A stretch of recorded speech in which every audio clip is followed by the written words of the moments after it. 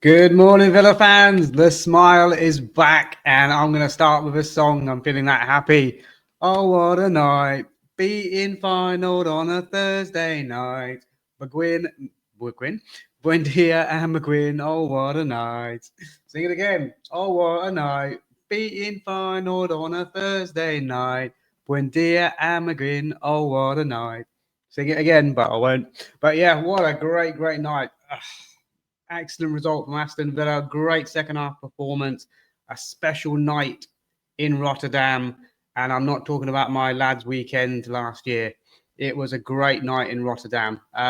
Turning up at the De Kuip like we did in 1982 and winning the game. The De Kuip is, translates into the tub in terms of the way the stadium looks. And we certainly devoured Feyenoord like a tub of Haagen-Dazs, like a fat person ripping open a lid of Haagen-Dazs and delving into that tub. That's how we did it in the second half, boys. What a great performance. Absolutely, it's hard to pick man of the match out of that, but Marco Bizot in your picture here, if it wasn't for him, it might have been a different result. He pulled off some really important saves at crucial times in the game as well. And then second half, we just had enough to get it. But let's wind it back. Starting lineup, this guy Marco Bizot wasn't even in that lineup. It was Emi Martinez in goal. The rumor is that Martinez was feeling his calf a little bit in the warm-up, didn't get involved too much in sort of kicking the ball during the warm-up. And I think, minutes before the kickoff, he's obviously, gone to the manager, gone to the physios and sort of said he's struggling. And then the decision was made to go with Marco Bizot in goal. And, what we're finding with Marco Bizot is he's a massive step up in terms of quality over someone like Robin Olsen. It's like upgrading from an iPhone 6 to an iPhone 17. And I think the key fact here is that Marco Bizot, throughout his whole career, he's been used to being the number one goalkeeper wherever he's been. So I think having that, week in, week out, the sharpness is there. So when he does come in, he's looking good for us. He's not that sort of, Robin Olsen, Scott Carson, Stuart Taylor type goalkeeper where he never hardly plays. And then when he does play, there's a lot of rustiness going on here. There's a lot of, not that much confidence. Marco Bizot is, used to being that number one, and it shows. It absolutely shows. And it's almost like, if Martinez doesn't play, we were really, crapping ourselves when Olsen's name was in the lineup. When you see Bizot in there, you're almost like, yeah, fair enough. I'm not saying they're similar level goalkeepers, but, Bizot still has that sort of, he can play out from the back. He's good at shot stopping. Okay, maybe not good at penalty saving, but certainly shot stopping, command in the box. And his post-match interview was really good as well. As the way he comes across as a nice kind of humble kind of guy as well. And I think that's an important characteristic to have. I think Unai Emery pointed out that he kind of knows his position in the squad, that he is going to be that kind of backup player. But I think he's still going to see a fair amount of football in this Europa League. He's been, obviously, the Bologna game. He pulled off some really good saves there. When he's been trusted to play in the first game against Newcastle, he played well there. Brentford did all right. So, he seems to be a very able backup to Martinez. But yeah, so it was Martinez to begin with, but then Bizot takes over the jersey minutes before kickoff and puts in a really top class performance in Rotterdam here. So really good. Matty Cash. I mean, to be honest, that the team lineup that I predicted in the preview, now that Bizot was playing, was 100% right. It was Cash, it was Martin, it was Powell, it was Konsa, Kamara, McGinn, double pivot, Rogers, Buendia. I said he played his way into the team now. Gesson and Watkins up front. So not blowing my own horn there, mate, but I got it 10 out of 10. Well, 10 out of 10, 11 out of 11, really, in terms of starting lineup. So, yeah, he must be listening to this podcast, Unai. So there you go. And I just thought the game in itself, I mean, let's talk about sort of the first half. It was end-to-end. I mentioned it in my halftime thoughts yesterday, that it was end-to-end. It was almost like a basketball game. It was a very fast-paced game where there was opportunities for both teams. It was very open, and I could tell that's not the way that Unai likes to play, is to have that open, kind of expansive basketball type end-to-end football. He likes to be a bit more controlled. He likes to slow it down when he needs to be slowed down. And I felt the first half was a little bit that we just needed to get more control of that. But we had chances. We definitely had chances in the game. Ollie Watkins bursting through early on, getting brought down by Ahmed Zogic, I think his name is, the ex-Sheffield United player. It's gone to sort of the VAR. And, I think just because of the position of where Watkins has knocked the ball into, it's obviously not going straight towards goal. It's at an angle. Maybe they've looked at that and thought, well, that's not a clear, denial of a goal-scoring opportunity. Had he been a bit more central, and I think Justin Villa talked about this as well, then it probably would have been a red card. But at the time, I was like, how is that not a red card? How is that not a red card? But in hindsight, it didn't matter. But yeah, I mean, it would have been, a different game as well. Feyenoord would have put players behind the ball. And, we've seen against Sunderland how we struggle to break down those sort of low block teams. So I think Feyenoord going down to 10 men at that point probably would have worked against us. Because, it would have been up to us to have been the pressing team, and Feyenoord with the break on the counter-attack, which probably would have suited them. They had some good pace and ability players on the ball. So that was the early chance. And then they had a goal disallowed. Feyenoord from a corner, a foul on Matty Cash. And I did say at the time as well, if that had gone against Villa, I would have been upset. But to be fair, the referee did spot that quite early. Bizot obviously tried to keep it out of the net, but it's definitely gone in. But the goal doesn't stand. And, it's still 0-0. And then, those were the sort of the chances there. We looked dangerous in the first half, is what I would say. Is that when we attacked with purpose. We had Buendia on the half turn. Aston was trying to get involved as well. But Feyenoord did look dangerous. They were peppering the goal. Bizot had to make a couple of smart saves, especially one tipping over the bar from, I think it was Valente, which he hit it quite sweetly. And then Ueda, the Japanese striker, had a header off target, had a low drive, which Bizot kind of parried and then got two. And there was, some good defending on display there as well. So, halftime, 0-0. And I'm thinking at this point, I'd be happy with taking a point from this game just because of the way that it was ebbing and flowing, and Feyenoord were looking very dangerous on that attack. And so were we, to be fair. But Feyenoord looked like they were peppering the goal, and they looked like they were going to, break down the door. But halftime comes, Unai gets them in, has a chat. I'm not sure what's said, but we came out in the second half a really different team. Seemed to have kind of nullified the Feyenoord attack, especially from players like Haj Musa from the right. Stien in the sort of the 10 role, we sort of nullified him a bit as well. And we just stopped them playing. Absolutely just shut them down, stopped them playing. Second half, we were excellent. Bizot still had to make a couple of smart saves as well, but we were excellent in that second half. And Emi Buendia giving us a goal sort of early in the second half. Good play from Rodgers, and then Kamara to sort of win the ball on the edge of the box, play it into Buendia. Buendia shows really good quick feet and gets that shot away early. Again, the early shot, catching the keeper cold a little bit, finding the bottom corner. Really good finish from Emi Buendia. Really pleased to see him getting amongst the goals and seeing him with fire in the belly at the moment. And he seems to be the one out of the attacking three that we have that is, taking the responsibility. I have been critical of Emi Buendia, and I'll put my hands to that, saying like, it's 2025. How is Emi Buendia still starting games for Aston Villa? We've heard a few podcasts saying similar things as well, but you've got to give the man his due. He's stepping up to the plate at the moment when others aren't, i.e. Morgan Rodgers. And Emi Buendia seems to be our, he came on off the bench on against Fulham and changed the game for us. Starts the game here, rightly so. And, I thought he was doing really, really well. And I thought he was very unlucky to be bought off when he was. I thought, Morgan Rodgers could have been bought off before Emi Buendia. But, it's all about managing minutes perhaps and, keeping confidence high. But I thought he did really, really well. And then the subs. I mean, let's talk about the subs that Unai made and how they performed. Absolutely brilliant subs. Lamar Bogarde coming on. I don't know what this guy's been eating recently, but my goodness, he has looked like a player full of confidence. He's bringing out the ball. I think against Fulham, he had 100% pass completion. In this game, was probably the same. He was winning tackles. He was in the right place at the right time. I said he looked confident on the ball, bringing it forward. I was really kind of surprised by him. But whatever he is eating for breakfast these days, keep eating that breakfast, Lamar. You've been absolutely terrific in these last couple of games, but especially against Feyenoord here, your hometown team.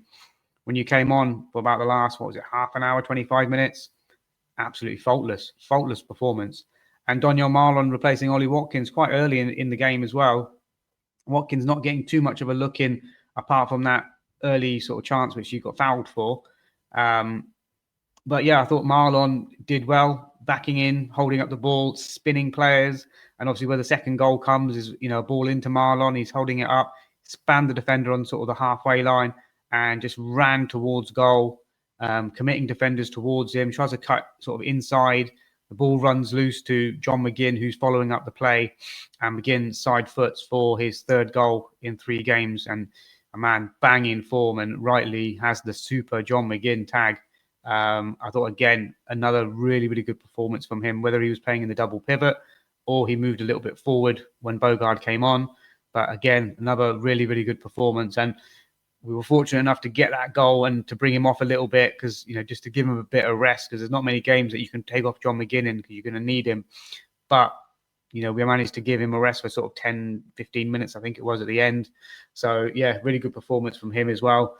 And Gasson, you can see he's working. He's working very hard. He's tracking his runners back.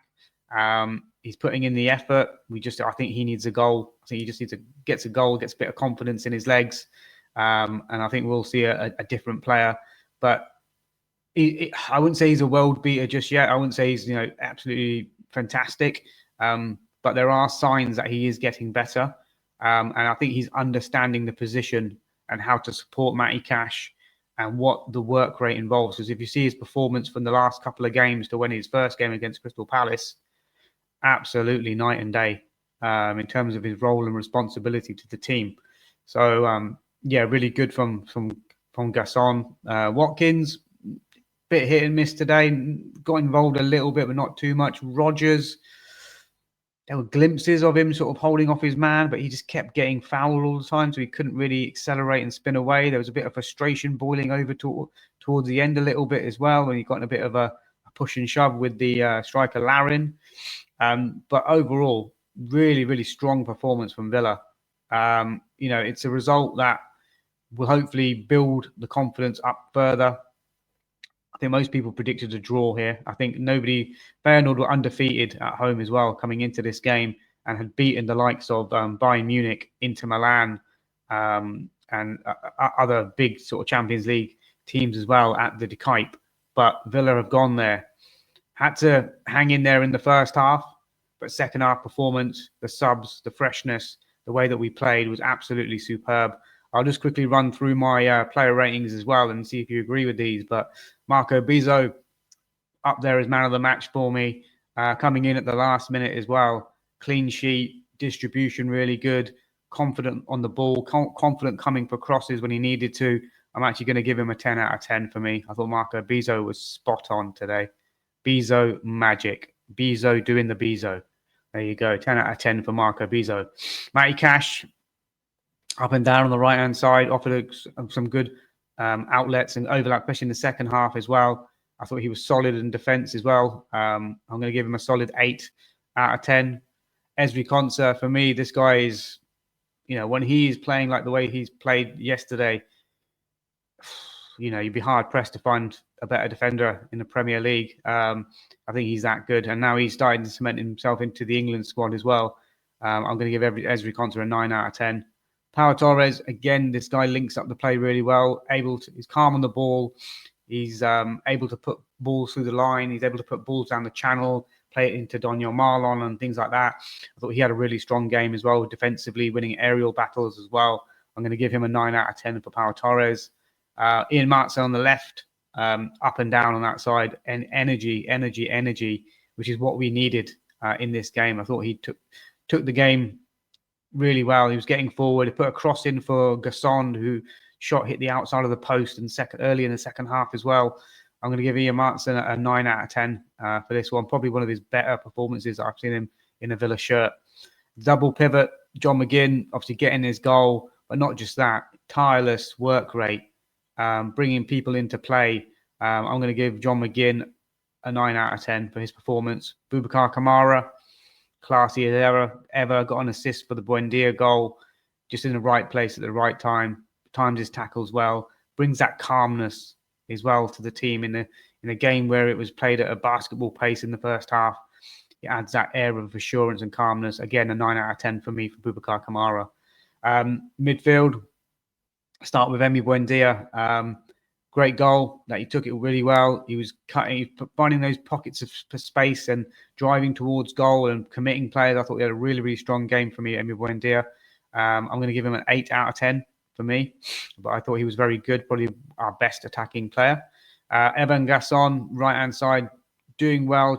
You can notice in the second half, he was played a little bit centrally more than on the right-hand side. I don't know if that was a tactical thing from Unai, but there was definitely playing more inverted than he was in the first half, let's say. I'll give Gasson a 7, solid 7 out of 10. Morgan Rogers, it's better, but it's nowhere near the levels that we've seen and we know that he has and he's capable of. So for me, Morgan Rogers gave the ball away a couple of times, tried to win it back a few times, couldn't get momentum going because he kept getting fouled every time he had the ball. I'll give him a solid 7. But yeah, 7 out of 10. And Watkins as well. There was a couple of times where he pulled into good positions and you thought, okay, just go at your foot, go at him, be confident. And he just sort of waited for support and wanted to cut back or play it back. I'm going to give him a 7 as well. And then the subs that came on, obviously Luca Digne, solid and reliable, shores up the defence, especially when you need it. At that point, we didn't need to press for any more goals. We just needed, someone to be solid defensively. And he definitely gave us that, a bit of composure, experience. I'm going to give Luca Digne a solid 7 from the bench. Lamar Bogarde, for me, terrific when he came on. Didn't waste a pass, I don't think. Correct me if I'm wrong. Driving with the ball forwards, in the right place at the right time to intercept. Offering, support in defence. If Matty Cash went forward, I'm going to give him a 9, even though he was only on the pitch for like 25 minutes. For me, Lamar Bogarde, 9 out of 10. Other players that came on, Daniel Marlon, I thought was good as well. Obviously, set up the goal for John McGinn, you could say. A nice, powerful run. There was a run in this from the other flank, where he was trying to outpace his man, put an early ball into the box, and it got cut out. I'll give Daniel Marlon an 8 out of 10. I thought he was very, very good as well. So better than Watkins. And then we had Harvey Elliott came on. Not sure how much Unai trusts him at the moment in the system, in terms of, closing down maybe, or ability to play the right pass. But it seems like Emi Buendia is ahead of him at the moment. And I don't see both of them playing in the same kind of team. I think it's going to be one or the other, Elliott or Buendia. And at the moment, Buendia has the shirt. For me, Elliott, he did okay. Didn't do too much wrong. Solid 7 out of 10 for me, for him. Were there any more subs, or was that it? I can't really think of any more now. No, I think that was it. Unless I've forgotten one, let me know in the comments. But yeah, overall, guys, really good performance from the Villa. Really enjoyed that second half, especially. We go on to Burnley now on Sunday. And just, Burnley, we can't take them lightly, even though they are struggling. But, we need to find another win and climb up the table. It's Villa Park. It's a 2:00 kickoff again. We need to make sure that there's no hangover from this Europa League game. He tried to keep players fresh as they could. Took off Watkins and McGinn, Buendia, Martin as well. So there's obviously, some freshness in the legs, hopefully, come Sunday. And I'm predicting a win against Burnley. I think we'll keep the run going. And I'm going to go with another 2-0 victory to Aston Villa. Goal scorers, these two in your picture again. McGinn to make it 4-4. Buendia to make it 3-3. Why not? There you go. 2-0 Aston Villa for me against Burnley. Let me know your score predictions as well, guys, in the comments. Do like and subscribe for the channel as well. And if you like my singing, please do smash a like as well. Let's set a like target for the video of 20. So please do like and subscribe. That's 20 minutes about Feyenoord and Villa. Enjoy your day. Speak to you all soon. Bye for now.